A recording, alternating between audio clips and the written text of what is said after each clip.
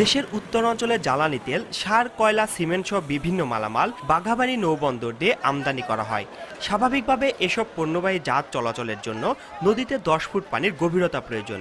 কিন্তু বাঘাবাড়ী থেকে দৌলদিয়া পর্যন্ত 45 কিলোমিটার নৌপথের অন্তত 10টি পয়েন্টে পানির গভীরতা কমে 7 থেকে 8 ফুটে দাঁড়িয়েছে। সরু হয়ে গেছে নৌ চ্যানেল। ফলে এসব চ্যানেলে প্রায়ই আটকা পড়ছে বন্দরমুখী জাহাজগুলো।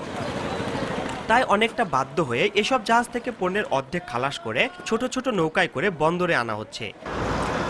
এতে ব্যবসায়ীদের অতিরিক্ত ব্যয়ের পাশাপাশি নির্ধারিত সময়ের চেয়ে বেশি সময় লাগছে। এ অবস্থায় সংশ্লিষ্টরা দ্রুত ব্যবস্থা নেওয়ার দাবি জানিয়েছে। পানি আছে 4-5 হাত, যে সাথে আমাদের জাহাজ ঠেকে যাইতেছে, জাহাজ বাইরে যাইতেছে, যার কারণে আমাদের খরচ বেশি হয়। এই মৌসুমে যদি নদীটা ড্রেজিং করা থাকতো তাহলে আর এই জাহাজ আসতে লেট হইতো না। 20,000-25,000 বস্তা আনতাম, এটা তো এখন আনা যায় 10,000-12,000 বস্তা। কোম্পানির মালিকের একই যাচ্ছে। নদীর নাব্যতা ঠিক করে দিতে, যাতে আমরা পুরো লোড টানতে পারি। ড্রেজিং এর মাধ্যমে নদীর নাব্য ফিরিয়ে আনার দাবি জেলার এই ব্যবসায়ী নেতারও।